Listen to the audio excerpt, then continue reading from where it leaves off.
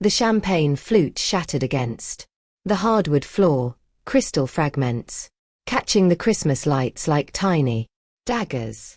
My sister Ashley's hand was still raised from striking my baby, her manicured fingers trembling as the room went dead silent. Rowan's scream pierced through the sudden hush, but what hit me harder was the sound of my own heartbeat, thundering in my ears. Nobody moved. Not my mother, Patricia. Not my father, Robert. They just stared at me, waiting for what they'd trained me to do my whole life. Apologize, shrink back, make this easier for everyone else. My name is Emma. I'm 32 and a documentary researcher. This is the story of how I finally stopped making myself invisible. The taste of copper filled my mouth as I processed what had just happened. My 6-month-old son, who'd been peacefully sleeping in my arms during our family's Christmas dinner, now had a red mark blooming across his tiny cheek. Ashley stood there in her designer dress, breathing hard like she'd just finished a workout. He was fussing during my story, she said, voice defensive, but not apologetic. Someone needed to do something. My husband, David, shifted beside me, and I felt the air in the room change. When he stood up, his chair scraped against the floor with deliberate slowness. The sound cut through the silence like a warning.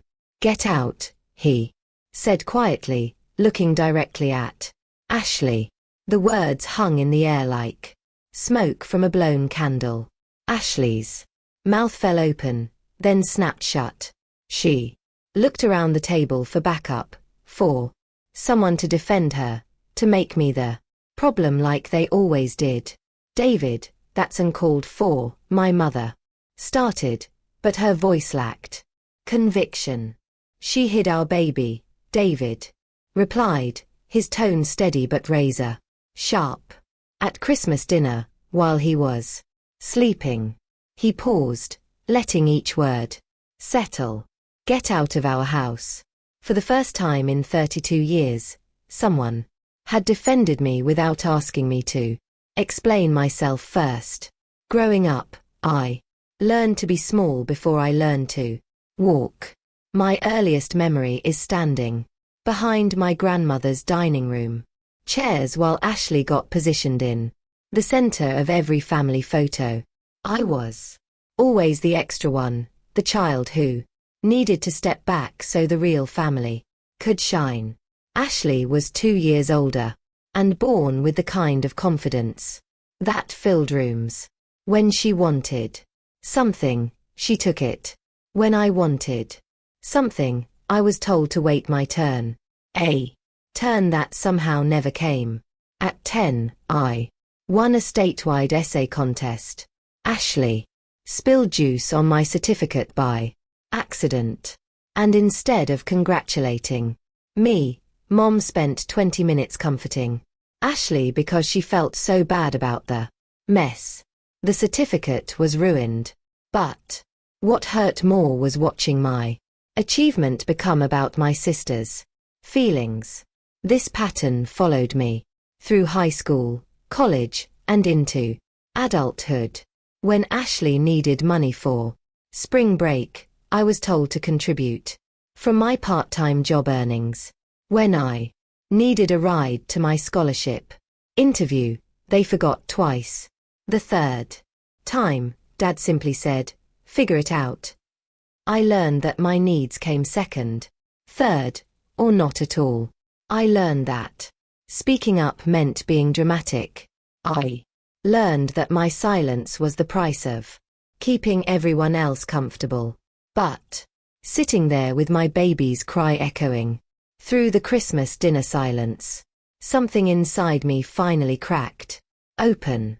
After David's ultimatum, Ashley grabbed her purse and stormed toward the door. She paused in the doorway, turning back with her signature wounded expression. "You always overreact, Emma," she said, aiming the words like arrows. It wasn't even that hard. His being dramatic, too. My mother nodded. Slightly, unconsciously supporting. Ashley, even now. Maybe we should all calm down and know. The word came out of me firm and clear. We're leaving. I stood up, still holding Rowan, feeling the weight of 32 years of accumulated silence lifting off my shoulders. David was already gathering our coats, moving with purpose. Emma, don't make this bigger than it is, Dad said, using the exact phrase he'd used throughout my childhood. I looked at him directly for the first time in years. It is big, I said. It's always been big. You just taught me to pretend it wasn't. The drive home was quiet except for Rowan's occasional whimpers from the back seat. David reached over and squeezed my hand at a red light. I should have said something years ago, he said quietly. You said something when it mattered, I replied, surprising myself with how calm I sounded.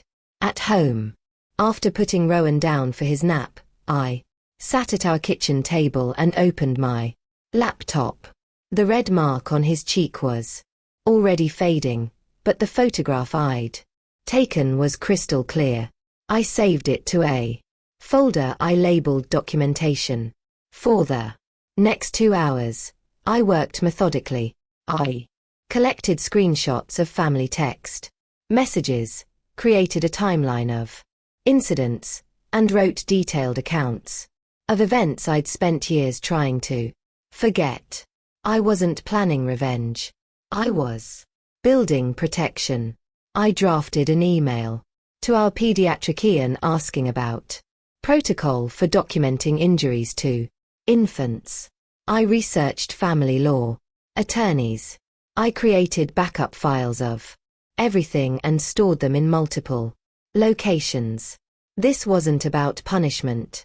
This was about making sure no one could ever call me dramatic again when it came to protecting my child. 3 days later, my phone rang.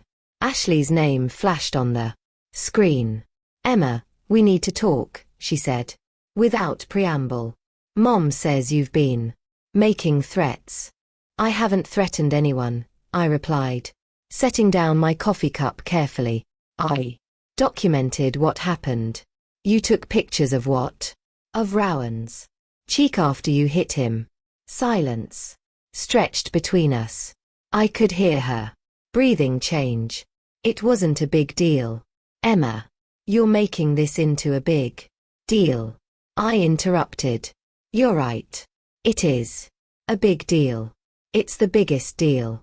She tried a different approach, her voice shifting to the wheedling tone she used when she wanted something.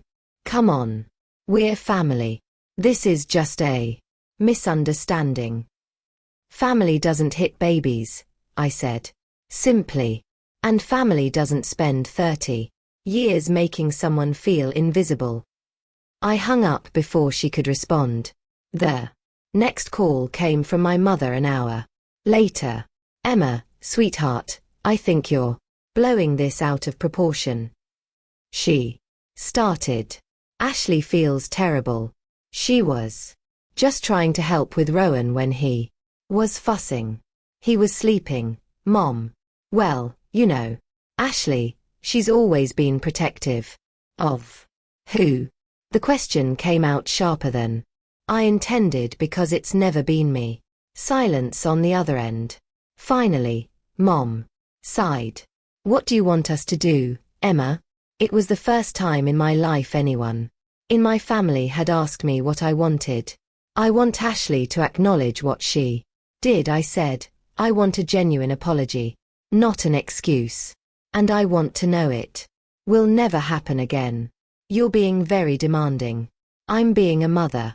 2 weeks after our phone conversation, I heard a knock at the front door. The conversation with Ashley came after my parents apparently Spent days trying to convince her to make things right. She showed up at our front door unannounced, looking like she'd rather be anywhere else. "Can I come in?" she asked, her usual confidence notably absent. I let her in, but didn't offer coffee or ask her to sit. We stood in the living room while Rowan played on his mat nearby, babbling at his toys.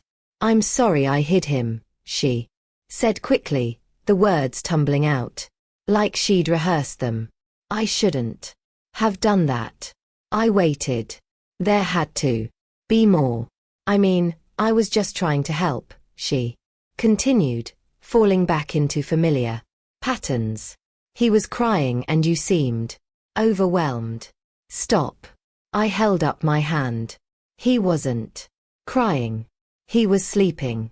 And even if he was crying, hitting him isn't helping." She shifted uncomfortably, glancing toward the door like she was calculating escape routes. "I know you think I've always had it easier," she said, changing tactics. "But being the older sister isn't as simple as you think. Mom and Dad put a lot of pressure on me to set a good example. This isn't about you," I said quietly. "This is about my son, and this is about the fact that you hit him and then tried to make it my fault for overreacting." Ashley's face flushed red. I said I was sorry. "What more do you want?" "I want you to mean it," I replied. "I want you to understand why it was wrong, instead of looking for ways to justify it." She stared at me for a long moment, and I could see her processing this version of me. The version that didn't fold under pressure, didn't apologize for taking up space, didn't make everything easier for everyone else. "Fine," she said finally. "You're right. I was wrong. I hit your baby, and there's no excuse for it. I'm sorry. It wasn't perfect, but it was real." For the first time, Ashley had apologized without making herself the victim. "Thank you," I said. "And if anything like this ever happens again." "It won't," she said quickly. "I promise it won't." After she left, I sat on the couch with Rowan in my lap, feeling something I'd never experienced before.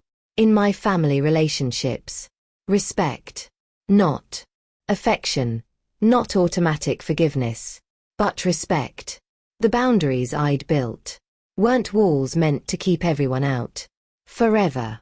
They were fences with gates. Gates that could open when people proved they deserved access to my life and my child's safety. David came home that evening to find me cooking dinner, humming quietly while Rowan bounced in his high chair. "Good day?" he asked, kissing my temple. "Different day," I replied. "Better day." 6 months later, our family dynamics have changed completely. Ashley asks before picking up Rowan and has consistently stopped making dismissive comments about my parenting decisions. Over the following months, she proved her apology was genuine through her actions, not just her words. My parents now ask about our boundaries before family gatherings and respect our decisions about Rowan's interactions with extended family. The conversations aren't always comfortable, but they're honest. David and I have grown closer through this process, with him taking a more active role in protecting our family's boundaries.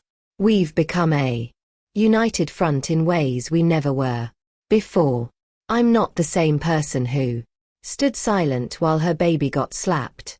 I'm not the child hiding behind dining room chairs anymore. I'm not invisible. Sometimes people ask me if I regret causing drama over something that lasted 5 seconds. But here's what I learned. Those 5 seconds revealed 32 years of truth. That slap wasn't an isolated incident. It was the culmination of a lifetime of being taught that my feelings, my boundaries, and my child's safety were less important than keeping everyone else comfortable. Setting boundaries isn't cruel. Protecting your child isn't dramatic. Speaking up for yourself isn't selfish. And sometimes, the most powerful thing you can do is stop shrinking to fit into spaces that were never meant for you. Anyway, if you're reading this and recognizing yourself in my story, the child who learned to be small, the adult who still apologizes for existing, know that your voice matters. Your boundaries matter. You matter. The day I stopped being invisible was the day I started truly living. And I've never looked back. Before you go, here's a quick bonus for sticking around. If you love learning and growing like I do, you need to try audiobooks. I've got an exclusive deal with Audible. Your first month is completely free. That's access to over 500,000 titles, zero cost to you. All the details are waiting in the description. Don't miss this one.